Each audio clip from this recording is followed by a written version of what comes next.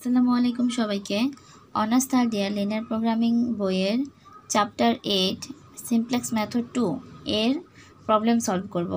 দেখো প্রবলেমটি হচ্ছে use simplex method to solve minimize z equal to -3x1 plus x2 plus x3 subject to x1 minus 2x2 plus x3 is less than equal 11 minus 4x1 plus x2 plus 2x3 is greater than equal 3 minus x1 plus x3 equal to 1 আর x1 x2 x3 is greater than equal to 0।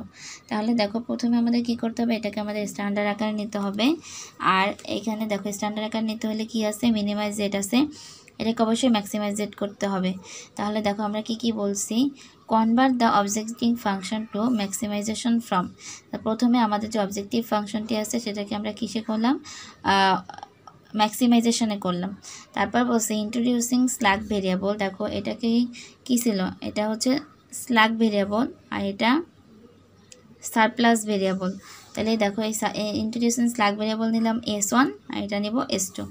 Introducing slack variable s1 is greater than equal 0 and surplus variable s2 is greater than equal 0 in first and twin constant। দেখো এটা প্রথম এবং দ্বিতীয় অসমতায়, সেটা বলছি যে প্রথম এবং দ্বিতীয় অসমতায়। এবার আরও বলছে যেহেতু আমাদের এটা সিমপ্লেক্স মেথড 2, তাহলে আমাদের এই মেথডে আর্টিফিশিয়াল ভেরিয়েবল নিতে হবে। তাহলে দেখো আর্টিফিশিয়াল ভেরিয়েবল নেওয়ার ক্ষেত্রে বলছে যে এক্ষেত্রে মনে রাখতে হবে যখন আমাদের গ্রেটার দ্যান ইকুয়াল থাকবে তার জন্য একটা আর্টিফিশিয়াল ভেরিয়েবল নেব আর ইকুয়াল টুর জন্য আর্টিফিশিয়াল ভেরিয়েবল নেব। এই দুই ক্ষেত্রে আমাদের আর্টিফিশিয়াল ভেরিয়েবল নেওয়া যাবে। তাহলে দেখো এখানে কিন্তু গ্রেটার দ্যান ইকুয়াল আছে, ইকুয়াল টু আছে। তাহলে বলবো কি introducing artificial variable a1 is greater than equal 0। তাহলে এটার জন্য আমরা কি নিলাম, a1 নিলাম আর এটা a2 and a2 is greater than equal 0 in twin and third constant। দেখো 2 নাম্বার অসমতা এবং 3 নাম্বারটা অসমতার জন্য আমরা কি করলাম, আর্টিফিশিয়াল ভেরিয়েবল নিলাম। তাহলে এখন বলতে পারি কি উই গেট, তাহলে আমরা কি পাচ্ছি দেখো, প্রথমে আমরা ম্যাক্স জেড ইকুয়াল টু হচ্ছে জেড স্টার হচ্ছে মাইনাস মিনিমাইজ জেড হচ্ছে, তাই মাইনাস দ্বারা কি করলাম, গুণ করলাম। এখানে দেখো -3x1 ছিল, -3x1 plus x2 plus x3 ছিল। তাহলে মাইনাসটা প্লাস হয়ে গেল, প্লাসটা মাইনাস, মাইনাসটা প্লাস মাইনাস হয়ে গেল, প্লাসটা মাইনাস হয়ে গেল। তাহলে এতটুকু লিখতে পারলাম। এখন দেখো এগুলোতে যদি আমরা আর্টিফিশিয়াল আর সারপ্লাস আর হচ্ছে স্ল্যাক ভেরিয়েবল যোগ করি তাহলে জেডটা কী হবে, ম্যাক্স জেড স্টারিক হবে কি 3x1 x2 x3।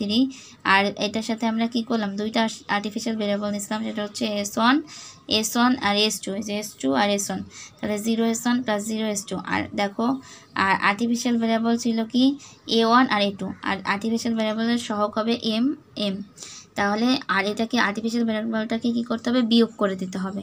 সারপ্লাস আর স্ল্যাক ভেরিয়েবল তো আমরা জেডের ক্ষেত্রে যোগ করি, কিন্তু আর্টিফিশিয়াল ভেরিয়েবলটা কী করতে হবে, জেডের জায়গায় জেড যখন নির্ণয় করব ম্যাক্সিমাইজ জেড তখন বিয়োগ করে দিব।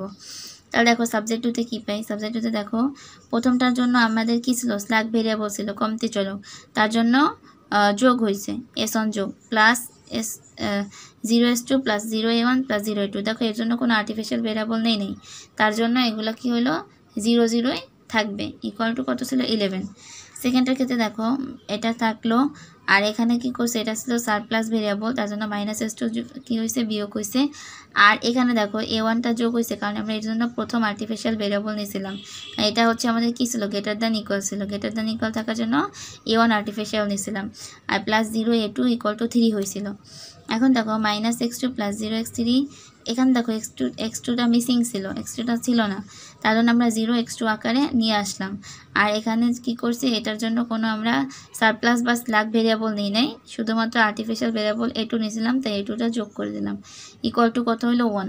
এখন দেখো এখানে x1 x2 x3 s1 s2 a1 a2 is greater than equal হচ্ছে 0, সবগুলো চলো কি হচ্ছে 0 থেকে বড় বা সমান হবে। এখন দেখো আমরা এখন টেবিল কাটবো। টেবিলের ক্ষেত্রে কি করতে পারি, টেবিলের ক্ষেত্রে আমরা আইবিএফএস মিনিং হচ্ছে ইনিশিয়াল বেসিক স্পেসিফাল সলিউশন।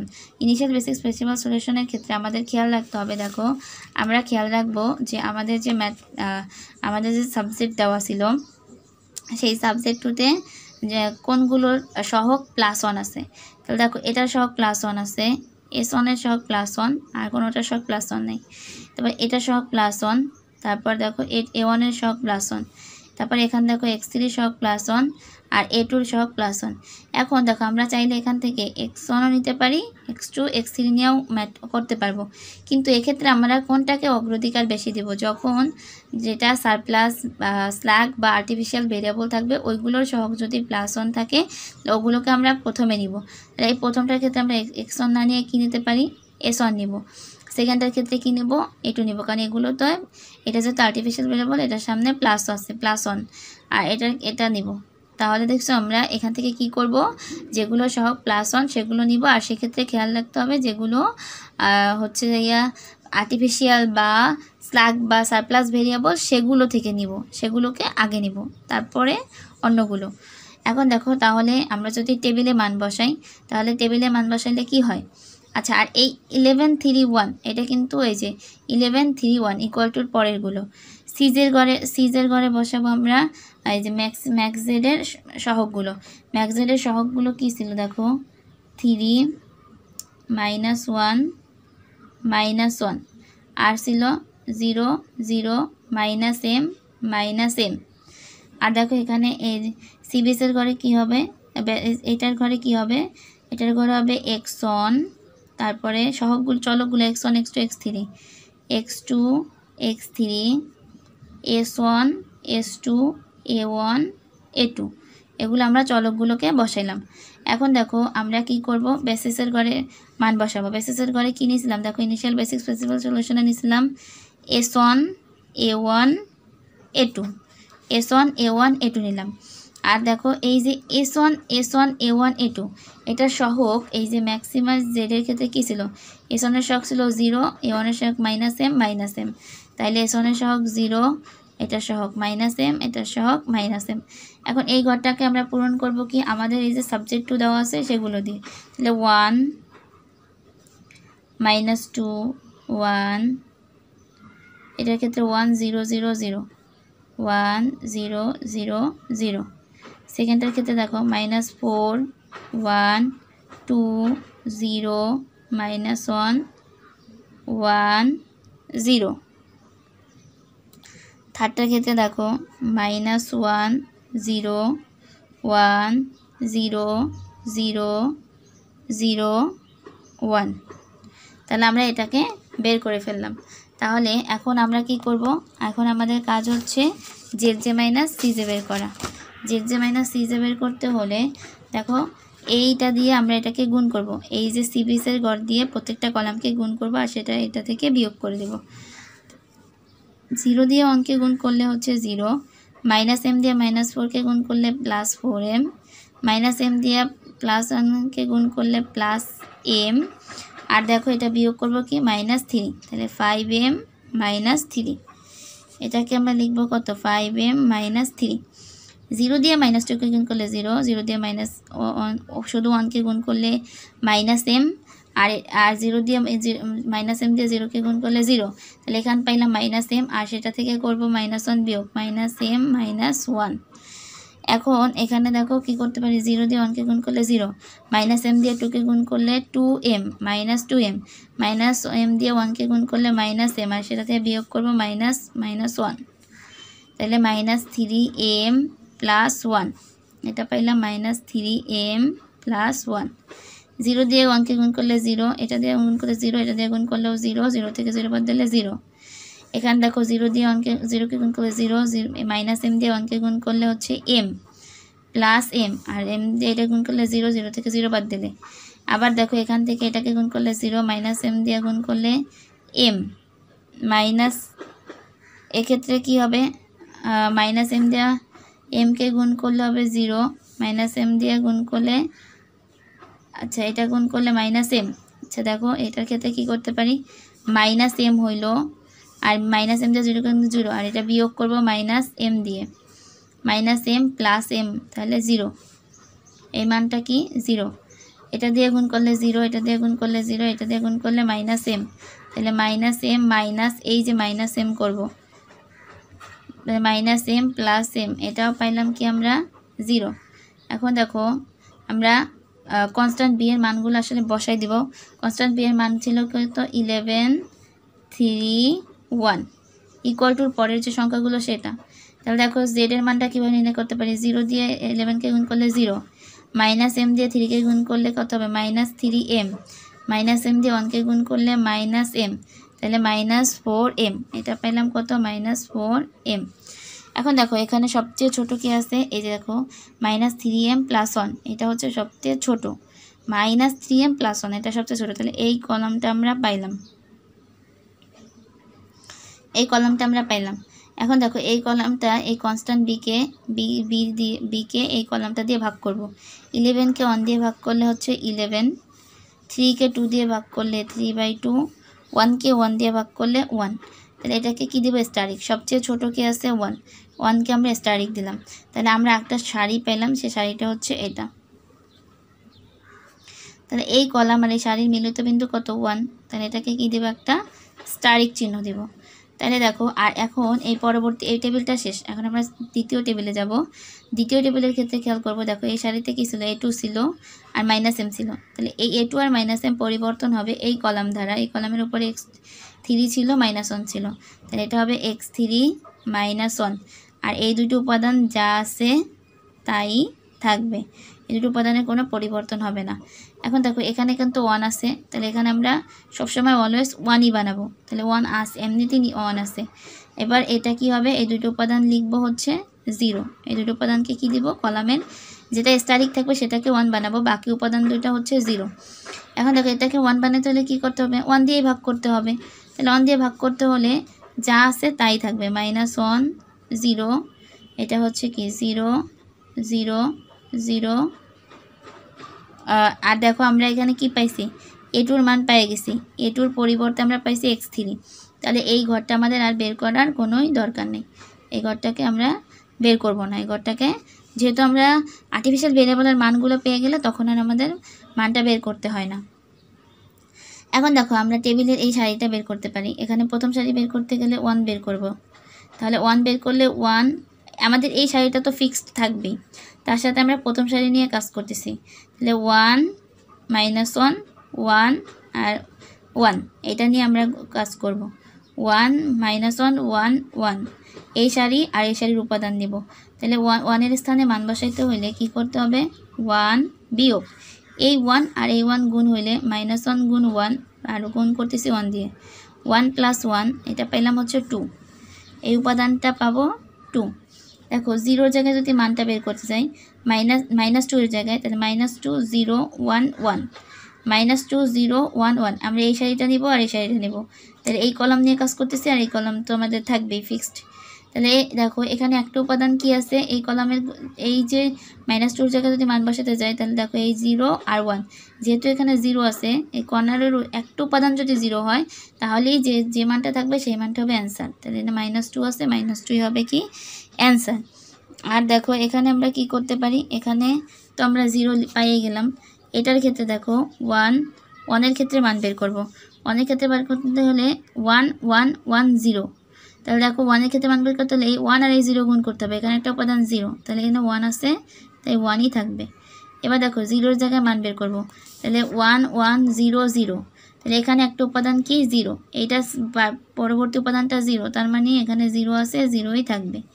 সেমভাবে দেখো এটার মান বের করতে গেলে কি হবে, 1 1 0 0, তাহলে এই উপাদানটা 0, তার মানে এখানে হবে কি 0। এবার 11 এর মান বের করতে গেলে দেখো 11 বিয়োগ এই যে 1 আর 1 গুণ করব আর ভাগ করব 1 দিয়ে, 1 গুণ 1 ভাগ 1, তাহলে 11 বিয়োগ 1 = 10, এই মানটা পাইলাম কত আমরা 10।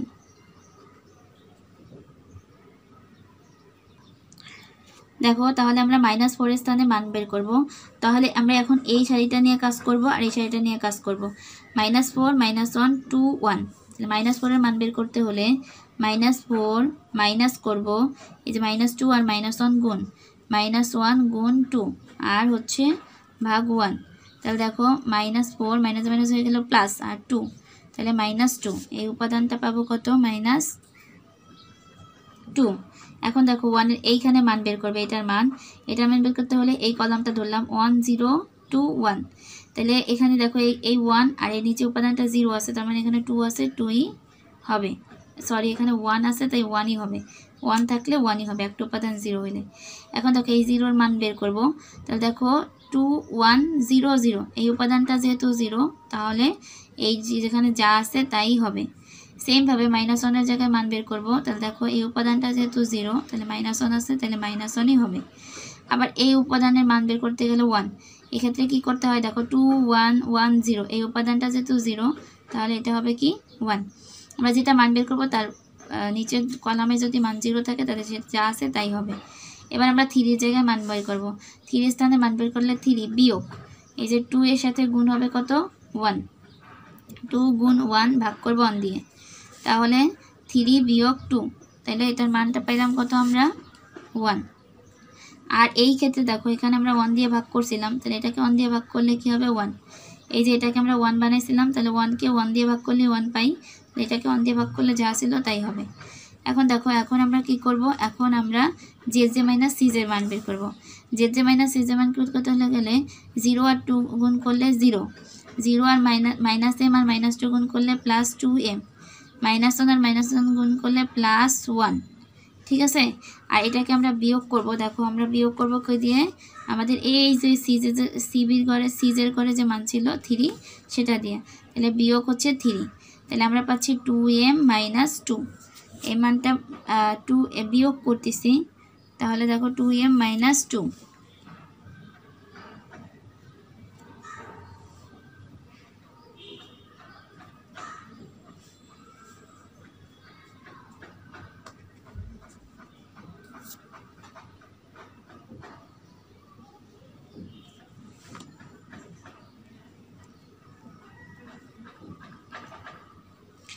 তাহলে আমরা এই উপাদানটা পাইলাম কি 2m - 2।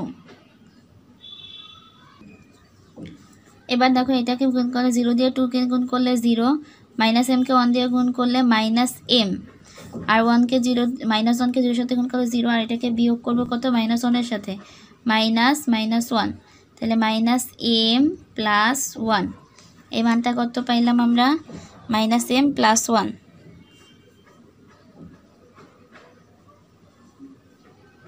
তারপর দেখো এটাকে যদি এটার সাথে গুণ করি 0, এটাকে গুণ করলে 0, এটা গুণ করলে কত 1, -1, সেই -1-কে বিয়োগ করব 1-এর সাথে, তাহলে এই উপাদানটা কি হবে 0, 0-কে গুণ করব 1-এর সাথে 0, 0-কে -m-কে গুণ করব 0, এটাকে গুণ করব 0, আর এটাকে বিয়োগ করব কি দিয়ে, দেখো এই সিরিয়ালে কি ছিল 0-এর সাথে, তাহলে এটা পাইলাম আমরা কি 0।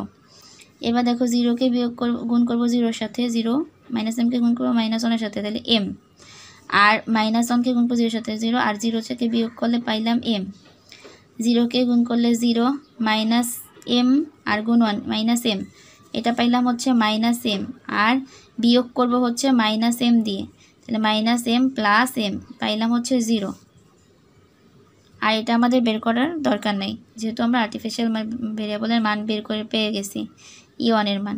তো জেডের মান বের করতে হলে কী করতে হবে, 0-এর সাথে 10 গুণ করলে 0, m-এর সাথে -m-এর সাথে 1 গুণ করলে হচ্ছে কি হয় -m, আর -1-এর সাথে 1-এর গুণ করলে হয় -1, -m - 1। তাহলে দেখো আমরা এখানে সবচেয়ে ছোট উপাদান কোনটা, জেড মাইনাস সিজে -m + 1, তাহলে এটা হচ্ছে সবচেয়ে ছোট -m + 1, তাহলে আমরা এই কলামটাকে পাইলাম, আর এই কলামটাতে আমাদের দেখতে হবে, আর এখানে আমরা এইটাকে ভাগ করবো এইটা দিয়ে, তাহলে দেখো 10 আর ভাগ -2, মাইনাসে কী হবে, মাইনাসে প্লাসে মাইনাস, 1-কে ভাগ করব 1 দিয়ে, তাহলে 1, 1-কে ভাগ করব 0 দিয়ে, দেখো 1-কে যদি 0 দিয়ে ভাগ করি তাহলে এটা হচ্ছে অসংজ্ঞায়িত হয়, তাহলে এটা হচ্ছে এভাবে দাগ দিয়ে দিব। এখন 1-কে স্টারিক দিব, তাহলে আমরা একটা নতুন সারি পাইলাম, সেটা হচ্ছে এইটা, নতুন সারিটা হলো এটা। এখন এটা মিলিত বিন্দু কত 1, এটা মিলিত বিন্দুটা হইল কি আমাদের 1। এখন দেখো কি করতে হবে, আমরা এই যে এইখানে চেঞ্জ হবে, সেকেন্ড টেবিলে এখানে চেঞ্জ হবে, a1-এর পরিবর্তে কি হবে, a1-এর পরিবর্তে হবে এই কলামটার উপরে কি আছে, দেখো এই কলামটার উপরে কি ছিল x2, আর এর মান ছিল -1, তাহলে দেখো এই সারিতে কি লিখব x2 -1, আর এগুলো যা আছে তাই থাকবে, এটা যা আছে তাই থাকবে। আর এখানে এই কলমটায় খেয়াল করতে হবে কি, এখানে 1 রাখবো, দেখো এখানে 1ই আছে, তাই 1 থাকবে, আর বাকি উপাদান দুইটা কি হয়ে যাবে 0। তাহলে দেখো এখানে যদি 1 করতে হয় তাহলে পুরো সবগুলোকে 1 দিয়ে ভাগ করতে হয়, তার মানে এটার কোনো চেঞ্জ নাই, যেটা আছে সেটাই। তাহলে 0 0, এটা কি হবে -1। আর দেখো আর্টিফিশিয়াল ভেরিয়েবল a1 এর মান আমরা পাইলাম, a1টা কিন্তু চেঞ্জ হয়েছে এই টেবিলে, a1টা চেঞ্জ হলে x2 হয়ে গেছে। তাহলে এই মানটাও বের করা আমাদের কোনো দরকার নেই, এটার মতো এই মানটা আমরা আর বের করব না, ঠিক আছে। আর এখানে কি করতে পারি, 1কে যদি করি 1 1। এবার দেখো আমরা বিভিন্ন মানগুলো বের করব। এখানের মানটা 2 এর পরিবর্তে কি হবে, 2 এর পরিবর্তে হবে দেখো 2 বিয়োগ এই 2 আর এই 2 গুণ করলে -2 গুণ -2 ভাগ 1, তাহলে 2 মাইনাস 2 গুণ করলে 4, -2 পাচ্ছে, এটা হচ্ছে কত -2। এবার দেখো এটাকে এই উপাদানটার মান বের করতে যাব, এই উপাদানটার মান বের করতে হলে হচ্ছে -2 1 0 0, এইটা যেহেতু 0, এই 0 নিচে যেহেতু 0 আছে তাহলে এটা 0 ছিল 0ই হবে। এবার 1 এর স্থানে মান বের করব, 1 এর নিচে দেখো এখানে কি আছে 0 আছে, তাহলে -2 1 1 0, এটা 0 থাকার কারণে 1 রে 1ই হবে। এখানে মান বের করব 0 জায়গায়, 0 জায়গায় মান বের করতে হলে 0 মাইনাস এই -2 আর -1 গুণ হবে, -2 গুণ -1 ভাগ করব কি এই যে স্টারিক আছে 1 দিয়ে, তাহলে কি হবে মাইনাস মাইনাসে প্লাস, আর এই মাইনাস থাকবে 2, এই স্থানে মানটা হবে কি -2। এই মানটা কত আসলো -2 আসলো। এখন দেখো এখানে যদি 10 এর পরিবর্তে মান বসাই তাহলে 10 বিয়োগ -2 সাথে -1 গুণ হবে, -2 গুণ 1 ভাগ করব 1 দিয়ে, তাহলে 10 প্লাস 2, এটা হচ্ছে কত 12, এই মানটা পাইলাম আমরা 12। এখন এখানে মান বের করব 1 এর স্থানে, 1 এর স্থানে মান বের করতে হলে দেখো -2 1 -1 0, এই সারি আর এই সারি নিয়ে কাজ করতেছে, এই কলাম আর এই কলাম। দেখো এই -1 বের করতে হলে এই যে কর্নার কোণে যদি গুণ করি, -2 আর 0 আছে, কর্নার কোণে গুণ করার একটা উপাদান 0 যেহেতু, তাহলে এখানে যা আছে সেটাই হবে অ্যান্সার। এবার দেখো আমরা যদি এখানে মান বের করি, এই দেখো কর্নার কোণে গুণ করলে 0, তার মানে 1 আছে 1ই হবে। এখানে মান বের করতে হলে কর্নার কোণে গুণ করলে 0, যা আছে তাই হবে। এখানে মান বের করতে হলে দেখো এটা যেহেতু 0, তাহলে কর্নার কোণে গুণ করলে হলে যা আছে তাই থাকবে। এখানে 1কে বের করতে বললে দেখো এই কর্নার আর এই কর্নার গুণ করলে যা হবে, তাহলে এখানে 1 আছে 1ই হবে। তাহলে আমরা এগুলো সব উপাদানগুলো বের করে ফেললাম। এখন আমরা কি করব, জেড মাইনাস সিজের মান বের করব। জেড মাইনাস সিজের মান বের করতে হলে দেখো এই কলামটা সিবি দিয়ে আমরা কি করব, এই কলামটাকে গুণ করে যোগ করব। তাহলে 0 আর -2 গুণ করে 0, -1 আর -2 যোগ করলে +2, মাইনাস মাইনাসে প্লাস আর 2, -1 আর -1 গুণ করলে কত হবে +1, আর এটাকে বিয়োগ করব আমরা কি দিয়ে, দেখো এই যে 3 সাথে, এই 3 সাথে 3 দিয়ে বিয়োগ করব, সিজে যেহেতু 3, তাহলে 3 দিয়ে বিয়োগ, তাহলে 3 বিয়োগ 3, এটা পাবো হচ্ছে 0, এই উপাদানটা আমরা 0 পেলাম। আবার দেখো এটাকে যদি গুণ করি 0, -1 কোণের সাথে গুণ করলে কি হবে 1 -1, আর -1কে 0 সাথে গুণ করলে 0, আর এটাকে যদি আমরা এই -1 এর সাথে মাইনাস করি তাহলে কি পাই -1 -1 + 1, এটাও পাবো হচ্ছে কি 0, এই উপাদানটাও আসলো আমাদের 0। 0কে 0 সাথে গুণ করলে 0, 0কে -1 এর সাথে গুণ করলে 0, -1কে 1 এর সাথে গুণ করলে কি হবে -1, আর এটাকে আমরা বিয়োগ করব দেখো এই -1 ধারা, এখানে -1 ধারা, তাহলে সেক্ষেত্রে দেখো -1, তাহলে পাচ্ছি কি -1 + 1, এটাও পাবো 0, এই উপাদানটাও 0। 0 সাথে 0 গুণ করলে 0, -1 সাথে গুণ করলে 0, এটার সাথে গুণ করলে 0, আর এটা 0 থেকে বিয়োগ করলে 0, এটার সাথে দেখো এটা গুণ করলে 0, -1 এর সাথে -1 গুণ করলে 1, আর এটার সাথে গুণ করলে 0, আর 0 থেকে বিয়োগ করলে 1, আর এই দুটো উপাদান তো আমাদের দরকার নেই। আর জেড এর বার করতে গেলে দেখো 0 সাথে 12 গুণ করলে 0, -1 এর সাথে 1 গুণ করলে কত হবে -1, -1 এর সাথে 1 গুণ করলে আবার হবে -1, তাহলে -2, জেড পাবো কত -2। দেখো এখন আমরা খেয়াল করব জেড মাইনাস সিজের সবগুলো উপাদান কি আসছে পজিটিভ আসছে, সবগুলো আমাদের পজিটিভ, তাহলে লিখব কি এখানে টেবিল স্টপ হয়ে যাবে, সিন্স অল জেড মাইনাস সিজে ইজ গ্রেটার দ্যান ইকুয়াল 0, তাহলে আমরা লিখতে পারি কি সলিউশন আর দ্য সলিউশন আর দেখো সলিউশনটা কী বাজতেছে, এক্স টুর মানটা কি আসতেছে দেখো 1, এক্স টুর মান কত পাইলাম, এক্স টুর মান হচ্ছে 1, আমরা কনস্ট্যান্ট বির ঘর থেকে মানটা নিব, এক্স টুর মান পাইলাম হচ্ছে 1, এক্স থ্রির মান পাইলাম দেখো এক্স থ্রির মান পাইলাম কত 1, আর ছিল আমাদের x5, যেহেতু x2 পাইলাম x3 পাইলাম, দেখো x1 কিন্তু পাই নাই, তাহলে x1টা হবে কি 0, x1টা হবে 0, যে মানটা আমরা পাবো না সেই মানটাকে আমরা কি লিখব 0 লিখব, ঠিক আছে। আর এখন এখানে মিনিমাইজ জেড ইকুয়াল টু হবে কি মাইনাস ম্যাক্স জেড স্টারিক, তাহলে -2 ম্যাক্স জেড স্টারিকের মান আসছে কত দেখো 2, -2, তাহলে আমরা 2 পাইলাম, এটাই হচ্ছে কি আমাদের অ্যান্সার।